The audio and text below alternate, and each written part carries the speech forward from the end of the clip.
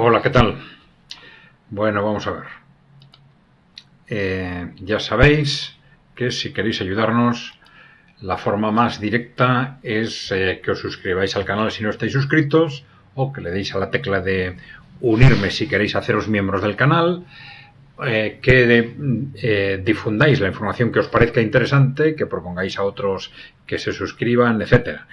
Bien, ya sabéis, si os parece bien, dejarnos propuestas, preguntas, ideas, comentarios en el canal y los iremos respondiendo a través de estos vídeos de preguntas y respuestas. Bien, pues vamos allá. Vamos a ver. Ico Bourbon nos dice, nos da una visión pesimista desde el punto de vista de Rusia. Dice que estamos llegando al agotamiento, que no es fácil tener 35 países unidos contra Rusia financiando el conflicto. Bueno, vamos a ver. Bueno, en principio, desde un punto de vista estrictamente militar, Rusia está evidentemente ganando el conflicto. Estamos en una guerra de desgaste en la que el ejército ucraniano está cada vez con menos recursos y el ejército ruso cada vez con más. Es decir, el ejército ucraniano está cada vez más cerca de un colapso que, bueno, que no termina, hubiera llegado hace tiempo por sí mismo, pero gracias a esos contactos, constantes inyecciones de ayudas desde la OTAN, pues más o menos se mantiene, ¿no? Se mantiene durante un tiempo. Bueno, esa es la cuestión básica en principio, ¿no? Otra cosa es, claro, ¿qué pasa con la OTAN? ¿En qué medida? En la medida en que la OTAN depende de ese poder corporativo, esas grandes corporaciones de Occidente que están en una situación de pánico histórico ante las amenazas que ven a su poder, ¿en qué medida? Bueno, pues en un momento determinado se van a implicar directamente. Esto no es en absoluto, digamos, relevante desde el punto de vista de las fuerzas de la OTAN de Europa Occidental. No hay ningún país, ni por separado ni de forma conjunta, que tenga capacidad de enfrentarse a Rusia, ni que tenga el nivel ni siquiera del ejército ucraniano. Independientemente que el ejército ucraniano no tiene capacidades nucleares, pero desde un punto de vista convencional, fuera de Turquía, sin ninguna duda, Ucrania es el ejército, incluso con todo el debilitamiento que tiene, es el ejército más fuerte de Europa en este momento. Bien, vamos a ver, ¿el riesgo cuál es? ¿O el potencial de la OTAN? Pues más o menos de forma similar a lo que sucede con Israel. Israel no tiene capacidad de enfrentarse a sus enemigos en Oriente Medio y a pesar de ello está apostando por la escalada. ¿Por qué? Pues porque están apostando por implicar a Estados Unidos en el conflicto. Pues con Ucrania pasa algo similar. Ni Chechenia ni los países europeos de Europa Occidental tienen la capacidad de hacer frente a Rusia, pero bueno, cuentan también con la implicación de Estados Unidos, con que arrastrarán a Estados Unidos, que al final depende de las mismas élites corporativas, ¿no? Bueno, vamos a ver hasta dónde llegan en esa apuesta, pero yo creo que estos meses van a ser definitivos. El tema es que desde un punto de vista convencional, si lo planteamos desde un punto de vista de guerra convencional, evidentemente Estados Unidos tendría grandes posibilidades de hacer, pues bueno, grandes desembarcos en Europa, llevando cientos de miles, millones de tropas, pero claro, el ejército norteamericano es enorme en dimensión, enorme en capacidad económica, pero su eficiencia pues es bastante dudosa. Y lleva, bueno, en realidad desde la Segunda Guerra Mundial no ha hecho más que perder guerras. Desde la Guerra de Corea no ha hecho más que perder guerras. Y eso siempre enfrentándose, además, con países en desarrollo. Pero aparte de una corrupción que multiplica con creces la del el resto de los países occidentales o la de Rusia, ¿no? Pero bueno, de cualquier forma es evidente que tiene una potencia militar enorme y que, bueno, eso en sí mismo sería un reto a tener muy en cuenta por Rusia, desde luego. Pero claro, si en último término no pensamos en las fuerzas que cada lado tiene desde un punto de vista, o los aliados que cada uno tiene desde un punto de vista de una posible guerra convencional, pues evidentemente Rusia contaría con China o con Corea del Norte. China sabe perfectamente que si mira hacia otro lado mientras Occidente somete a Rusia, ellos van a ser los siguientes. Y con Rusia social al contrario. Es decir, si mira para otro lado mientras Occidente somete a China, ellos van a ser los siguientes, ¿no? Entonces, bueno, pues la cuestión es esas élites corporativas en situación de pánico en Occidente, hasta dónde están dispuestas a llegar para evitar a toda costa que Rusia gane la guerra en Ucrania. Bueno, vamos a verlo en los próximos meses. Durante estos días las opiniones creo que están muy distorsionadas por lo que está pasando en Kursk. En una guerra pues no se puede predecir el futuro con seguridad, pero bueno, tampoco hay que sacar las cosas de quicio. Es decir, Ucrania está haciendo una enorme apuesta con esa incursión en Kursk, una apuesta tremendamente arriesgada, pero es que además es una apuesta que aparentemente solo tiene sentido en base al efecto sorpresa. Una vez que ese efecto sorpresa se supera, pues ya se convierte en una verdadera trampa. Trampa en dos sentidos, porque las tropas y los recursos que se han apostado por esa incursión es una incursión alargada que puede fácilmente quedar embolsada por tropas rusas, y segundo porque de cualquier forma supone una extensión del frente, y esto es algo en sí mismo extrañísimo, ¿no? Es al contrario Rusia la que ha ido apostando por una extensión del frente, porque su ejército es cada vez más potente frente a un ejército ucraniano cada vez más débil. Entonces la extensión del frente obliga a Ucrania a sobreextender sus tropas y por tanto a debilitarse en los distintos puntos del frente, ¿no? Y esta es la razón para que las anteriores extensiones del frente las haya hecho Rusia. Y ahora Ucrania en principio ha apostado por una extensión del frente que, ya digo, solo tiene sentido si se consigue a través del efecto, la victoria, digamos, a través del efecto sorpresa. Una vez transcurrido el efecto sorpresa, pues pueden avanzar unos kilómetros aquí, otros kilómetros allá, pero saben que al final van a arriesgarse a ser embolsados o van a tener que retirarse rápidamente, ¿no? Bien, sin descartar, evidentemente, de que esta élite occidental en pánico pues está apostando por provocar a Rusia a una guerra continental por todos los medios, y que esto de alguna forma pues sea también otra forma de provocación. Bueno, vamos a irlo viendo en los próximos días y semanas, ¿no? Bueno, Mario FGP nos recuerda que crece el número de suscriptores, nos felicita por esto. Bueno, pues gracias. Sí, ya estamos cerca de los 7.000. Ya hemos comentado que en principio llevamos años, no sé cuántos años son, pero unos cuantos años en YouTube, pero sin impulsarlo como un objetivo en sí mismo, utilizándolo como un mero depositorio de vídeos que distribuimos a través de nuestro boletín, que era más el objetivo de difusión, era fundamentalmente el boletín, ¿no? Bueno, llevamos apenas 2 meses, creo que son 2 meses y medio, y ya hemos pasado, digamos, apostando de alguna forma con unos esfuerzos específicos para este canal de YouTube, y bueno, ya hemos pasado de 1.600 a 7.000 suscriptores, ¿no? Entonces esto parece que va bastante bien, ¿no? Bueno, gracias otra vez a los que os habéis suscrito, y los que no estéis suscritos, por favor, darle a la tecla de suscripción. A ver, Levo 9198. Los de la UE, los de la Unión Europea, no tienen rumbo ni gobierno siquiera para disolverse. No sé si esto no estaba ya contestado. Bueno, vamos a ver.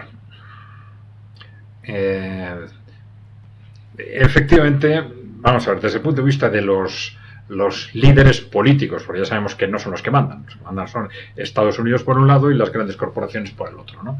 Pero los líderes políticos de Europa son extraordinariamente débiles, eso es clarísimo, ¿no? Si comparamos los líderes políticos de Europa, no solo los de la Unión Europea, los de los estados también, ¿no? De las últimas generaciones, y vemos cómo sucesivamente ha habido una pérdida de capacidad estratégica impresionante, ¿no? Bien, esto es algo que no es casual, está sucediendo en todas partes en Europa Occidental y que responde a esa estrategia de poner en los puestos políticos a líderes débiles, que son los que más fácilmente se manejan desde el exterior, los que más fácilmente son manejados por los poderes corporativos y en el caso de la Unión Europea también desde Estados Unidos, ¿no? Estos líderes en realidad no tienen rumbo ni gobierno siquiera para disolverse, no tienen capacidad estratégica, pero obedecen instrucciones. Entonces, primero vamos a ver qué pasa con la presidencia de Trump, si cumple o no cumple esas expectativas. Yo creo que hay que manejar siempre las dos hipótesis. Si cumple esas expectativas de romper con la OTAN y alejarse de la Unión Europea, pues la Unión Europea en principio se va a quedar absolutamente huérfana. Aparentemente por eso odian tanto a Trump y están obsesionados contra Trump, ¿no? Pero en esa situación de orfandad les va a situar en un contexto extraordinariamente débil y extraordinariamente, digamos, dispuesto o vulnerables frente a movimientos políticos externos o internos que, si se produce esa victoria rusa en Ucrania, como es de esperar, pues van a ser bastante rápidos, ¿eh? Por eso ellos también están obsesionados, saben que su futuro depende de que Rusia no venza en Ucrania, ¿eh? Por eso están obsesionados con ello y están dispuestos a cualquier cosa, ¿eh? Y llevan además un año intentando provocar a Rusia a una guerra continental, ¿eh? Hasta ahora sin conseguirlo, pero no hay que descartar que recurran absolutamente a todo, ¿eh? A ver, Christian Duyvestein-Rosier. Bueno, dicen, Reino Unido hizo muy al separarse de Europa. No sé si quiere decir muy bien o muy mal, la verdad. Bueno, yo creo que no es un tema fundamental. Tanto uno como el otro dependen de... Tanto la Unión Europea como el Reino Unido dependen de las élites corporativas. Y en este momento, pues el Reino Unido con el laborismo al mando, que ya sabéis, ya lo hemos explicado, no es un laborismo de base obrera o popular, es un laborismo de base aristocrática, oligárquica, que ya fue introduciendo en el movimiento laborista la sociedad fabiana, ya desde fines del siglo XIX, ¿no?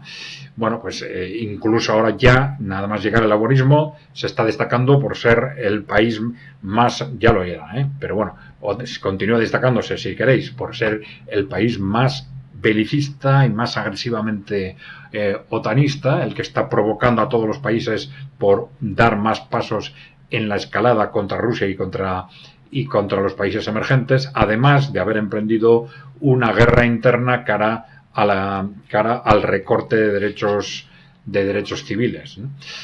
Bien, ¿qué hubo detrás del Brexit? Bueno, por un lado las suspicacias entre élites, sobre todo suspicacias de un sector de la élite corporativa británica con respecto a las grandes corporaciones alemanas, y que piensan que iban teniendo un peso cada vez mayor en Europa y a estas élites británicas les ha interesado siempre influir en Europa pero no dejarse dominar por ella, y por eso se resistieron hasta el final para no entrar en el euro, en la zona euro, ¿no? Y por otro lado también un movimiento popular importante en Gran Bretaña a favor en contra de la Unión Europea, que ellos supieron canalizar con el Brexit, pues de una u otra forma, ¿no? Mario FGP nos dice, en relación al desarrollo de los países emergentes, destacando a China, dice que ha logrado un crecimiento económico impresionante en las últimas décadas con un modelo económico basado en el control estatal. este éxito ha desafiado el modelo neoliberal occidental que, según se ha explicado, ya está agotado, ¿no?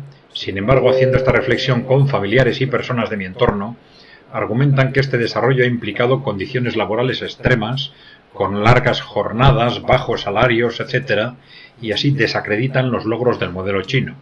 Usted ha explicado que el modelo chino ha demostrado una capacidad para reducir la pobreza y mejorar el bienestar general, algo que el modelo neoliberal no ha logrado con la misma consistencia en muchos países occidentales. Me gustaría que hicieran un análisis más preciso al respecto. Bueno, vamos a ver. Lo primero que hay que valorar en este sentido es que a la hora de valorar el modelo chino de desarrollo, lo importante es si ese modelo es bueno o no para ellos. No se trata de que sea bueno o malo para nosotros, sino si es bueno o malo para ellos, para sus características, sus peculiaridades culturales, históricas, su nivel de desarrollo, etcétera. Otra cosa es que de ese modelo nosotros podemos aprender cosas. Bien. Bueno, vamos a ver. Por partes, entonces. China ha logrado un crecimiento económico impresionante con su modelo económico basado en el control estatal. Bueno, el control, yo diría sobre todo en la intervención pública y en también un peso importante de las grandes empresas públicas. Bien, no es solo esto, pero esto es una parte fundamental, ¿no? No es tampoco solo control estatal, yo diría también hay la participación de los sindicatos es importante, la participación de las células de empresa del Partido Comunista. Bueno, hay muchos mecanismos de implicación social distintos de lo que normalmente entendemos por control estatal o participación estatal, ¿no? Bueno, vamos a ver, esos comentarios sobre condiciones laborales extremas, largas jornadas, bajos salarios. Bueno, evidentemente esto la verdad es que cada vez menos, porque las condiciones sociales y laborales de China se están aproximando a una velocidad impresionante a las nuestras, ¿no? Pero sí, bueno, últimamente por eso no se habla tanto de esto, pero antes sí, se hacía muchas veces referencia a esas condiciones laborales, salariales, etcétera, pero claro, a ver, eso hay que tenerlo en cuenta desde su punto de vista, es decir, de cómo estaba China en el momento en que se aplican esas condiciones laborales y salariales, porque los salarios son altos o bajos dependiendo de las condiciones en las que se encuentre el país, de las condiciones productivas en general, ¿no? Y las condiciones laborales y las jornadas son largas o cortas también en función del desarrollo productivo, ¿no? Entonces, yo creo que es un argumento que debería descartarse sin más. Otra cosa es que sean jornadas demasiado largas también para China, ¿no? O salarios demasiado bajos también para China, ¿no? Pero no creo que ese es el contexto. Al contrario, China lleva ya muchas décadas de un desarrollo muy importante también de las condiciones de vida, de desaparición práctica de lo que era la extrema pobreza, etcétera, ¿no? En los últimos años incluso es cierto que ese desarrollo chino ha estado muy apalancado en exportaciones más que en el consumo interno, pero ellos también están intentando corregir esa desproporción, pues sí, tomando medidas para dar un mayor impulso a ese consumo interno, ¿no? Bien.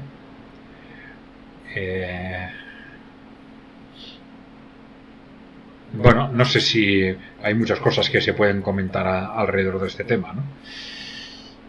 Pero si hablamos en concreto de ese tema de condiciones laborales, jornadas, salarios, yo creo que está claro. Lo que no podemos es, evidentemente, hacer ese análisis comparándolos con nuestras jornadas o nuestros salarios. Aunque ya digo, repito lo que he dicho al principio, que se están acercando muy rápidamente a nuestros niveles de consumo y de salarios y de condiciones laborales. A ver, Mónica Hidalgo dice: soy chilena. Bueno, estamos hablando mucho de Chile porque una vez que, bueno, es lógico, hablamos una vez y esto despierta el interés de más seguidores para hablar de este tema, ¿no? Mónica Hidalgo nos dice: soy chilena y voté por Boric para parar el avance de la extrema derecha al estilo de Milei en Chile. La política exterior de Boric está completamente alineada con los intereses estadounidenses. Sí, efectivamente, y responde a los mismos intereses de Milei, y aunque evidentemente tengan un lenguaje distinto, pero se llevan estupendamente. Y tienen que mantener, bueno, como es habitual en Europa, ¿no?, el lenguaje de izquierda, de derecha, de centro, pero esto es absolutamente falso. Son neoliberales, son atlantistas, diríamos en Europa, ¿no? Están en manos de Estados Unidos en ese sentido, y bueno, yo creo que esto es lo fundamental, ¿no? Pablo Beunza, bueno, habla sobre ideologías. Dice: existen los conceptos ideológicos, pero son mentales. La materialización de políticas es un ejercicio diferente, pragmático. Ampararse en ideologías es posicionarse en un sustrato cómodo, estados de creencias que en muchos casos es una salvaguarda de la seguridad o tranquilidad del sujeto en el que basar su vida. No sé si falta algo aquí. Basar su vida en ellos sería un modelo de... Es posible que falte algo, que no hayamos recogido íntegramente el párrafo. Si es así, es algo importante, ya nos dirás, Pablo. Bien.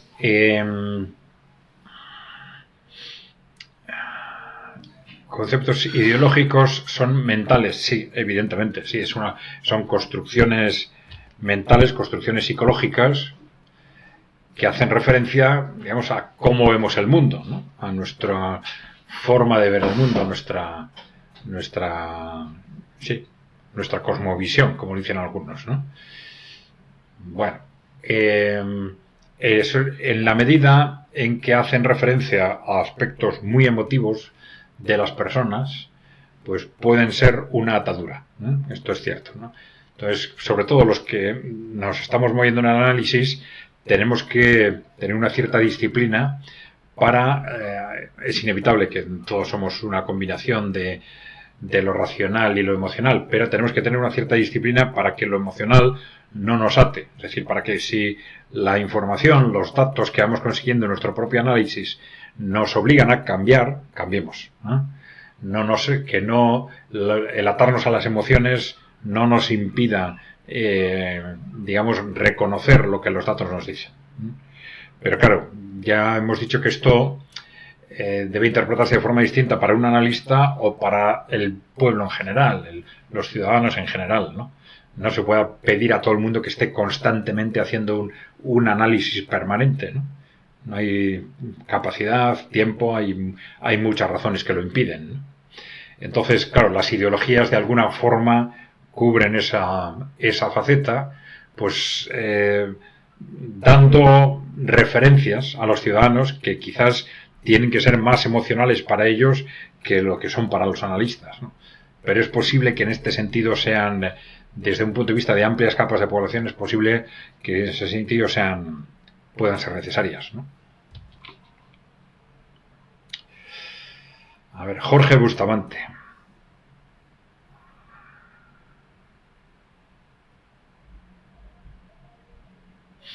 Bueno, habla del tema de migración. Dice que vive en Colombia. La migración por el tapón del Darién es muy grande, viene gente de todo el mundo para llegar a Estados Unidos. Bueno, a ver, es un tema, vamos a ver, en el que hay que ser prudente antes de generalizar, porque igual las razones o el fenómeno migratorio puede ser distinto de unos países a otros, ¿no?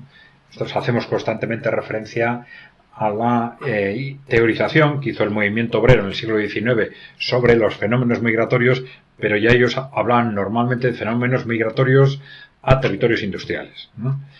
Que quizás los fenómenos migratorios, por ejemplo, en el propio siglo XIX hacia América, pues tenían muchas veces características distintas, ¿no? Pero eran más fenómenos de colonización, de territorios, etcétera, ¿no? Bueno, en el caso de Estados Unidos, sí, aunque hay que ser prudente por no conocer el tema en detalle, pero sí hay elementos que son claramente similares a los de Europa. Por ejemplo, pues cómo, independientemente del discurso a favor o en contra de la migración, tradicionalmente tanto el Partido Demócrata como el Republicano la impulsaban porque están detrás los grandes intereses empresariales, ¿no? Y esa migración está muy relacionada con la disposición masiva de mano de obra barata. Hay miles de empresarios que se enriquecen artificialmente a cuenta de eso y que les cuesta evidentemente mucho renunciar a esa forma de enriquecimiento, ¿no? Y sobre todo, claro, esto es importante cuando hace referencia a los empresarios que tienen poder político, que son los grandes empresarios, ¿no? Y luego también nos encontramos claramente en Estados Unidos con lo que en el movimiento obrero se llama la segunda fase de la manipulación de los fenómenos migratorios, que es el enfrentamiento de unas comunidades con otras, ¿no? Más de una vez se ha dicho que la ausencia de opciones realmente populares de defensa de los ciudadanos, opciones políticas de defensa de los ciudadanos en Estados Unidos, que está muy relacionada, y es posible que por lo menos sea una razón importante, que está muy relacionada con que los ciudadanos están fragmentados cultural, étnicamente. Y entonces, más que en interrelacionarse entre ellos, sentirse, digamos, en una unidad frente al poder, se sienten como pues irlandeses frente a ingleses, o irlandeses frente a italianos, italianos frente a hispanos, hispanos frente a negros. Es una dialéctica constante en Estados Unidos y que de alguna forma pues puede haber servido de referencia a esta élite corporativa para intentar hacer lo mismo en Europa. Es decir, un instrumento estupendo para mantener el control de un país es dividirlo en comunidades enfrentadas entre sí. Y aparentemente pues en eso estamos, ¿no? También, por ejemplo, otro elemento aparentemente similar en Estados Unidos es el del famoso muro de la frontera, ¿no? Como si la migración fuera un fenómeno de ilegales, de gente que traspasa ilegalmente a la frontera y punto, ¿no? El fenómeno de la migración es un fenómeno de los empresarios que están esperándoles para poder conseguir trabajadores a precios artificialmente bajos. Está clarísimo que es eso.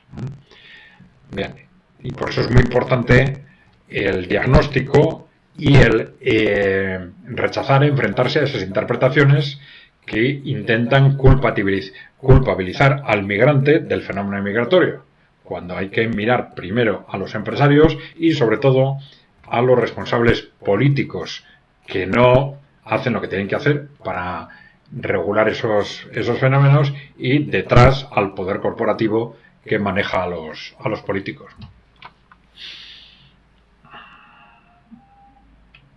Bueno, CEBRI 7281 nos habla sobre el Frente Obrero, ¿no? Nos dice: el Frente Obrero no es comunista, no se han dado cuenta aún, parece. Villarroya sí lo es. Bueno, Villarroya... Bueno, hasta ahora no hemos hablado de Villarroya, ¿no? Pero Frente Obrero, ya hemos dicho que no tenemos un conocimiento global del Frente Obrero. Ellos, bueno, vamos a ver, perdón. Yo creo que ellos distinguen entre los partidos y el Frente Obrero. El Frente como tal no creo que se define como comunista, aunque los partidos que lo conforman sí. No estoy muy seguro, ¿eh? Me parece que es algo de esto. De cualquier forma, las palabras o cómo se definen a sí mismos muchas veces los movimientos no es tan importante, sino lo que son en realidad. Nosotros sí dijimos que nos chocaba, en concreto de Frente Obrero, conocíamos esa interpretación sobre el fenómeno migratorio, y que nos chocaba que un movimiento que no sé si el Frente Obrero o el partido, no sé, pero que se define a sí mismo como marxista, que se centre tanto en analizar la inmigración en la responsabilidad de los migrantes, de la cultura musulmana, etcétera, ¿no? Y al analizar ese choque cultural en el que estamos entrando, evidentemente, pues ponga la diana ahí, ¿no? En lugar, y que no apunte pues a la explotación masiva de mano de obra, a los empresarios y a los gobiernos como responsables de no regular esto, ¿no? Y a los poderes corporativos, ya lo sabemos, que son los que detrás ordenan a los gobiernos que hagan o no hagan determinadas cosas. Bien, bueno, ya digo, sobre el Frente Obrero no podemos decir mucho más porque no, sin más información, difícil. Si alguien nos da algo más de información, pues vale.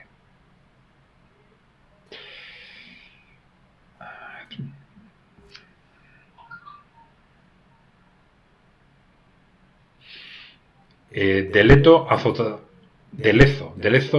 alienados. Nos habla también del Frente Obrero. Nos dice, es posible que el Frente Obrero esté llevando a cabo el mismo movimiento que usó la Falange en sus inicios.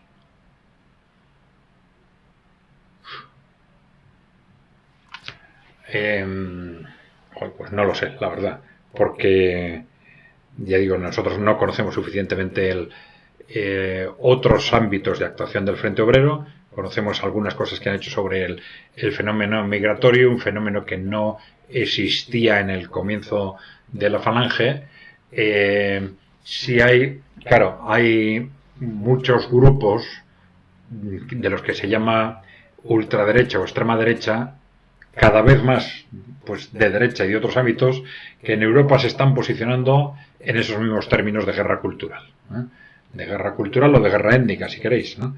De apuntar a los inmigrantes y apuntar a sus culturas como el problema, ¿no? Cuando si hay algo claro es que los inmigrantes, las personas, no tienen ninguna responsabilidad. Alguno de vosotros me escribió, sí, pero el que mató a no sé quién, bueno, hombre, evidentemente sí, ¿no? Pero bueno, cuando hablamos del fenómeno en su conjunto, pues hablamos del fenómeno en su conjunto, ¿no? Bien.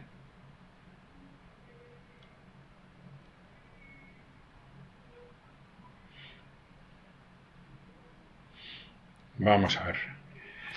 Valeriano Díaz. Sí. Nos está hablando de la incursión de Ucrania en Kursk, en Rusia, ¿no? Nos dice, quizás, no sé si ganar tiempo, porque ese tiempo lo puedes ganar utilizando las fuerzas en otro lado. Sí, está hablando de las posibles causas o objetivos de esta operación de Ucrania. Ese tiempo lo puedes ganar utilizando las fuerzas en otro lado. Está diciendo que el objetivo de ganar tiempo no tendría sentido. Meterse ahí es una marcha fúnebre. ¿Cómo tienes que tener distorsionada la realidad? No salen de ahí enteros o vivos.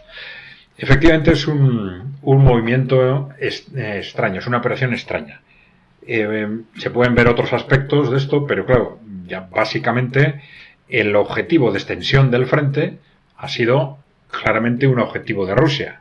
Rusia tiene más medios, se va reforzando continuamente frente a un ejército ucraniano que se va debilitando continuamente a pesar de las continuas ayudas de la OTAN, y en ese contexto hasta ahora ha sido Rusia la que ha intentado extender el frente precisamente para sobreextender las fuerzas ucranianas y debilitar aún más facilitar su creciente colapso en las distintas líneas, ¿no? Y entonces ahora resulta que es la propia Ucrania la que extiende el frente. Claro, esto estratégicamente parece un absurdo, ¿no? Otra cosa es que, pero es que aquí el objetivo es el efecto sorpresa y conseguir en los primeros días X, ¿no? Y se ha hablado del objetivo que no han conseguido de crear un pánico que lleve a Rusia a detraer fuerzas sustanciales de otros frentes o hacerse con la central nuclear de Kursk. Pero bueno, a mí en realidad lo que más me preocupa es otra cosa, ¿no? Que dentro de ese contexto, porque no estamos en un momento cualquiera, ya hemos dicho más de una vez que estos son unos meses estratégicamente claves para esas amenazas de la OTAN, de intentar, esas continuas provocaciones de la OTAN para intentar generar a toda costa un contexto de guerra continental, quizás de guerra mundial, y que esto sea pues un paso, una escalada, aunque bueno, es Ucrania, pero ya ha atacado a Rusia directamente, ¿no? Y además con nuestras armas, y ya dentro de esa escalada ya les hemos autorizado a que utilicen nuestras armas ya no contra Rusia como estaban haciendo hasta ahora les autorizamos a que las utilicen en territorio ruso, ¿no? Entonces, ¡pum!, otra escalada, ¿no? Que justifique, pues quizás otra incursión dentro de un mes o 2 meses, pues en otro sitio, no sé, en Polonia o en Moldavia, no lo sé. Como están en una situación, ya sabéis, desesperada, de pánico, la OTAN, están convencidos de que si Rusia gana en esta guerra, están perdidos, entonces parece que están dispuestos a todo. Y ahora tienen los meses contados. Por un lado, la amenaza de esa victoria de Rusia en el ámbito militar, por otro lado, esa sospecha de que una presidencia de Donald Trump pueda cerrarles las opciones de hacer estallar el conflicto, ¿no? Vamos a ver.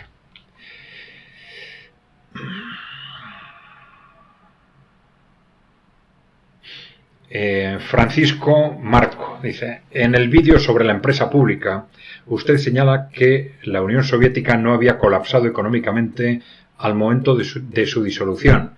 ¿Por qué se desintegró entonces, en su opinión? Bueno, vamos a ver, aquí puede haber una confluencia de causas, ¿no? No había colapsado, pero sí, por ejemplo, tenía dificultades económicas, viendo primero en el ámbito estrictamente económico, ¿no? Tenía dificultades económicas por el excesivo peso del gasto militar.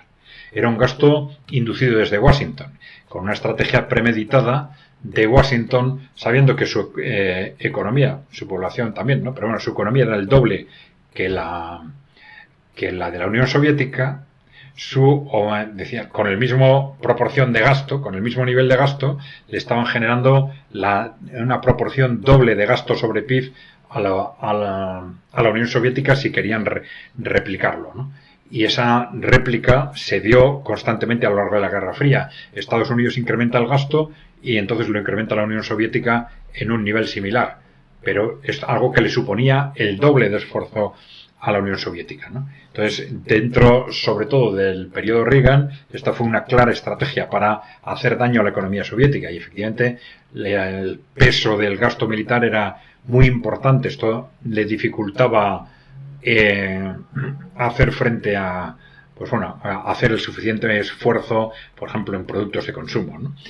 Pero esto no quiere decir que la economía en conjunto no funcionara, sino que en la producción de bienes y servicios, pues la situación del momento, la situación geopolítica, les obligaba a destinar menos de lo que hubieran querido a consumo y más a gasto militar, ¿no? Pero, bueno, esto es una de las razones que les podía haber llevado, pues, a determinados cambios políticos, geopolíticos, ¿no? Pero al final sí se ha hablado mucho de que esos cambios que había en la Unión Soviética tenía que realizar se gestionaron mal, ¿no? De una forma, algunos dicen, un tanto infantil, un tanto improvisada, ¿no? Pero bueno, los retos claros que tenía la Unión Soviética eran, uno, la gestión de las nacionalidades, ¿no? De las nacionalidades y de su relación con los países socialistas que no eran de la Unión Soviética. Claro, era una relación que se había soportado en un esquema muy rígido y que en el momento en que se flexibiliza, pues tiene riesgo de estallar. De alguna forma eso es lo que pasó. En parte por la propia estructura de relación entre estos países y estas regiones, en parte por el trabajo extranjero, que la CIA fue activísima en todos estos países. La CIA y las fundaciones corporativas también occidentales, ¿no?, fueron activísimas en todos estos países, impulsando movimientos de ruptura, ¿no? Es decir, frente a movimientos de reforma, impulsando rupturas políticas, ¿no? También dentro de la propia élite de la Unión Soviética, vamos a decir, parece claro que había una parte que de alguna forma era favorable al cambio político, o digamos a terminar con el sistema por razones de interés propio. Y esto es algo que pasa, digamos, en todo tipo de proyectos sociales, ¿no? Es decir, estas personas que eran fundamentalmente gestores de grandes empresas, ellos se visualizaban, se comparaban con, digamos, los grandes multimillonarios occidentales y decían, joder, si yo, en vez de ser como gestor de estas empresas, en vez de ser un trabajador público, fuese un millonario, fuese un propietario, pues sería multimillonario, viviría como esos multimillonarios occidentales, ¿no?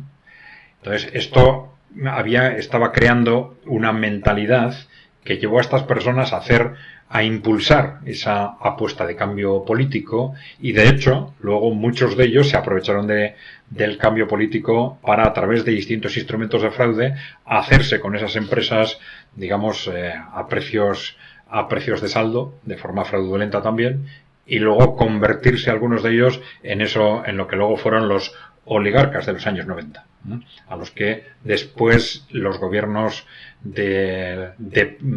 a partir de la revolución Putin en el 2000 echó del poder, ¿no? Bien, bueno, ese pudo ser un elemento importante. Ya digo que es una dinámica peligrosa que se produce en todo tipo de proyectos sociales, también en asociaciones, por ejemplo, en cooperativas, etcétera, ¿no? Es decir, los directivos o gestores que piensan, si esto en vez de ser un proyecto social fuese un proyecto de un inversor capitalista y yo, se ven a sí mismos en ese papel, yo sería mucho más rico, sería rico, ¿no? Bueno, entonces eso es una tentación para destruir proyectos sociales o destruir proyectos cooperativos, autogestionarios, etcétera, ¿no? Y parece que esto fue un proceso importante en el caso de la Unión Soviética, ¿no? Bueno, podemos hacer un análisis más detallado de algo que es evidentemente un proceso complejo, pero bueno, creo que más o menos he citado algunas causas que en mi opinión son fundamentales para entenderlo.